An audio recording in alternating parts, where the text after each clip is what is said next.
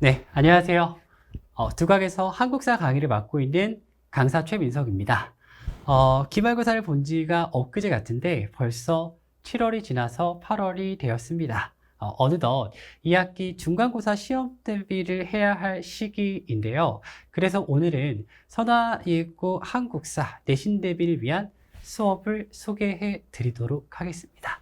자, 수업 소개에 앞서서 일단 저에 대한 소개가 먼저 필요할 것 같은데, 저는 학부에서 사학을 전공했고 교육대학원에서 역사교육을 전공했습니다. 따라서 한국사에 대한 전문성과 티칭 능력을 모두 겸비한 강사라는 걸 먼저 소개해 드리고자 합니다. 자, 그리고 현재는 두각학원에서 통합사회와 한국사 강의를 병행하고 있는 강사이기도 합니다.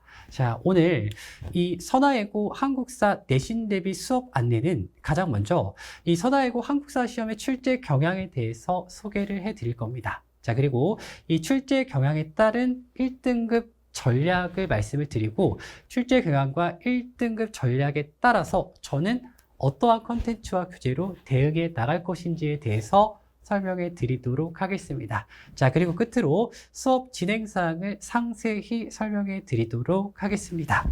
자, 그럼 가장 먼저 선화예고 한국사 시험의 출제 경향인데요. 자, 선화예고 한국사의 경우 선택형 27문항 내지 28문항으로 구성이 되어 있는데요. 자, 서답형이 출제되지 않는다고 해서 절대로 쉬운 문제가 아니라 모두 고르시오 문제를 포함해서 굉장히 어렵게 출제가 되고 있습니다.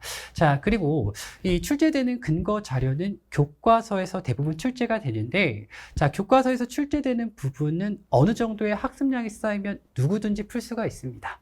자, 그런데 이 1등급을 가르는 문제는 프린트의 지엽적인 내용과 이 지엽적인 내용을 추론하고 해석할 수 있는 능력을 외부 사료에서 따와서 어렵게 출제하고 있습니다. 자, 그래서 선화예고의 한국사는 꽤나 어렵게 출제되고 있다는 것 먼저 말씀을 드리고, 자, 그리고 두 번째 같은 경우는 문제를 출제하는 유형에 있어서 지도, 연표, 사료, 사진, 자료 등을 다양하게 활용합니다. 자, 물론 이 한국사 시험에서 자료를 활용하는 건 굉장히 당연한 건데, 선화예고 같은 경우는 단순히 이 자료를 통해 1차적인 정보를 제공하는 것이 아니라 1차적인 정보를 포함해서 베베 꼽니다. 자, 예를 들어서 어떠한 특정한 역사적인 사료를 제시한다고 하더라도 그 사료 안에서 밑줄 친 글에 대해서 묻는다거나, 또는 이 역사적인 사료가 연표 안에서 어느 시기에 속해 있는지에 대해서도 묻기도 합니다. 자, 따라서 다시 한번 꽤나 어렵게 출제된다는 것 다시 한번 말씀드리고요. 자, 그리고 선지 구성에 있어서도 굉장히 복잡하게 구성이 되어 있습니다. 자, 물론 이 교과서의 서술 자체를 그대로 활용한다고 하지만 그 교과서 서술의 주어, 목적어 또는 장소와 시간을 교묘하게 바꾸기 때문에 꽤나 어렵게 느껴지고, 이 출제자가 서술하는 부분에 대해서도 특히 인과관계를 변형해서 내기 때문에, 자, 인물과 사건, 인과관계를 정확하게 숙지하지 않는 이상 꽤나 어렵게 느껴질 만하게 선지가 구성이 되어 있습니다. 자, 그러면 이 선화예고 한국사 시험의 출제 경향에 맞춰서 어떻게 하면 1등급을 맞을 수 있는지에 대한 질문이 좀 떠오를 텐데, 자, 선화예고 한국사에 대해서 1등급을 맞기 위해서는 가장 먼저 기본적으로 선화예고 한국사 시험의 3개년 기출문제를 완벽히 숙지하고 계셔야 합니다. 자, 선화예고 같은 경우는 같은 개념이라고 할지라도 매년 다른 유형으로 문제를 출제하고 있는데요. 따라서 이 다양한 기출 변형 문제를 통해서 다양하게 적용되는 예시를 다양하게 훈련하고 학습할 필요가 있습니다. 자, 그리고 이 역사적인 사건과 인물을 단순 태정태세, 문단세, 업적, 뭐뭐뭐 암기하는 것이 아니라 그와 관련된 어떠한 선후관계, 인과관계를 정확하게 복합적으로 이해하고 암기할 필요가 있습니다. 자, 선화예고 시험의 특성상 단순 암기로는 이 선지 구분과 이 자료 해석이 어렵게 나오기 때문에 이 입체적으로 인과관계를 복합적으로 이렇게 이해하는 연습이 필요하기도 합니다.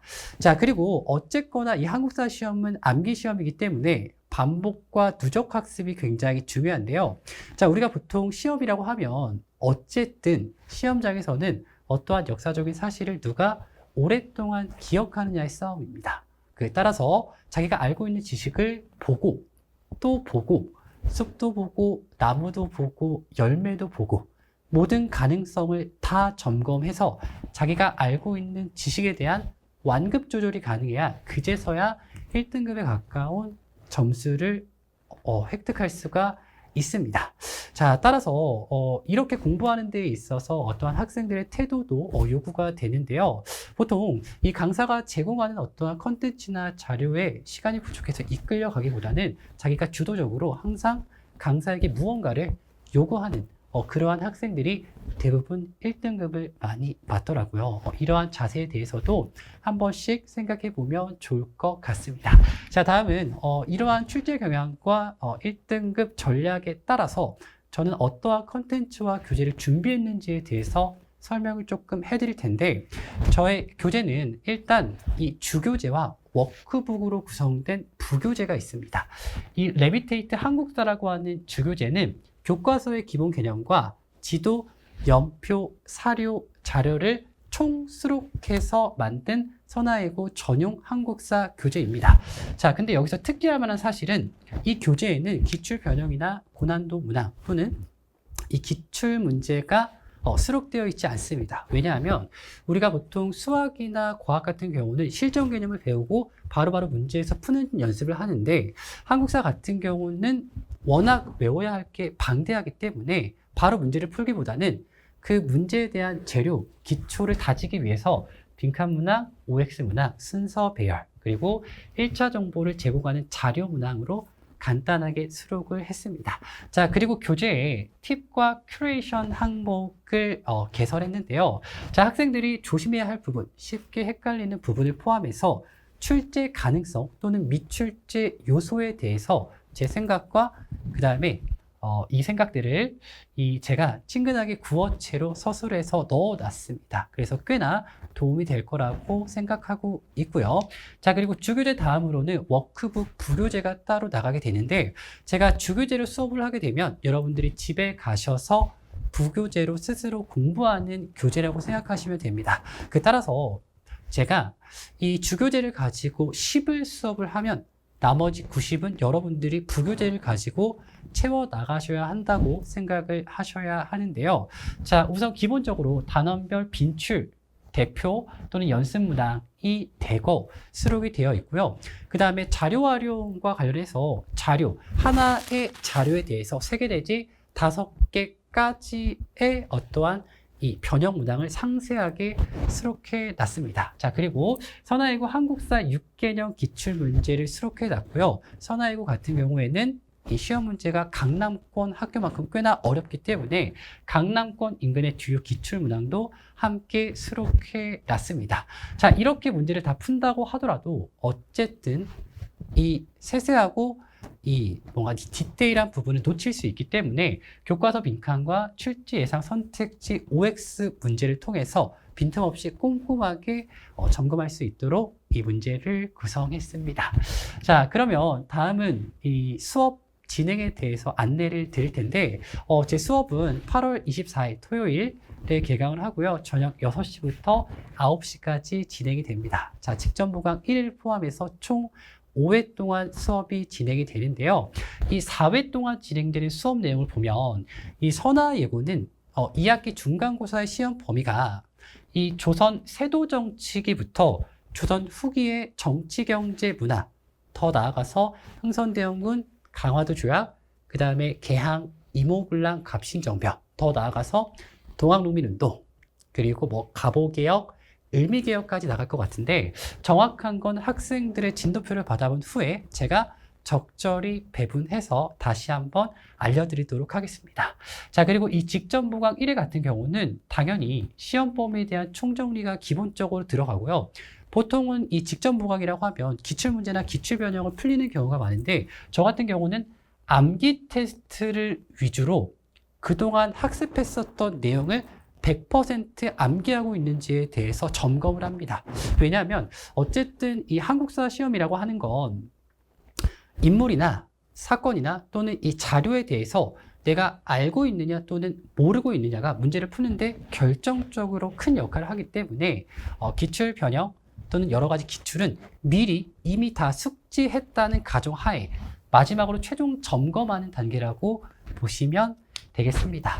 자, 그리고 제 수업의 어떠한 이 교시별 진행 안내인데요. 일단 처음에 수업을 오시면 지난차 시에 대한 워크북 숙제 검사가 들어갑니다. 자, 그리고 지난차 시에 대한 시험을 보고요. 그거에 대한 해설이 이루어지고, 그리고 1시간 반 동안 본차 시에 대한 수업이 진행이 되고요. 그 다음에는 본차 시에 대한 복습 테스트와 해설이 들어가고, 이렇게 해서 정규 수업 시간이 끝나면 나머지 9시부터 10시까지는 개별 질답과 또는 이 질문 시간, 클리닉 시간으로 활용을 하고 있고요. 그리고 좀 많이 부족한 학생들 같은 경우에는 1대1로 구두 시험을 통과할 때까지 100% 암기할 때까지 케어를 하고 있습니다.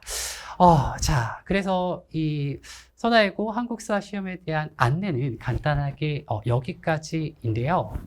이 학생들과 한국사 공부를 하다 보면 많은 학생들이 이런 질문을 좀 많이 해요. 선생님, 이 한국사는 어떻게 하면 효율적으로 공부할 수 있나요? 또는 선생님, 한국사에 대한 과목에 대한 특별한 공부법이 있나요? 라고 하는데 결과적으로 효과적인 공부 방법이란 건 존재하지 않습니다. 자, 여러분들 생각을 조금 해보시면 여러분들 각자 이 잘하는 과목이 다들 있을 거예요. 그런데 이 잘하는 과목에 대해서는 누구나 효율적인 공부를 찾지 않아요. 누가 시키지 않아도 내가 부족한 걸 알고 내가 조금 더 어려운 문제를 찾고 내가 조금 더 요구하고 이런 식으로 본인의 완급 조절이 가능한 실력이 되는데 여러분 이 한국사도 마찬가지입니다. 저 같은 경우는 여러분들에게 올바른 방향으로 나아가고 이 올바른 방향으로 잘 가고 있는지를 훈련시키는 역할을 하는 거고, 나머지는 여러분들의 그 학습량을 채워서 이 효율적인 공부 방법을 찾지 않을 정도의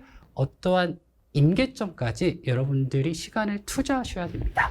자, 그리고 그 다음에 그 임계점을 뚫었을 때 이제 1등급과 만점, 100점에 가까운 어떠한 결과가 나온다고 저는 생각하고 있습니다.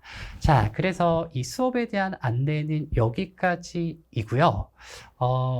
선화예고 한국사 시험과 관련해서 이 간절히 1등급을 원하는 학생들을 현장에서 만나 뵙기를 기대하면서 여기까지 소개를 마치도록 하겠습니다.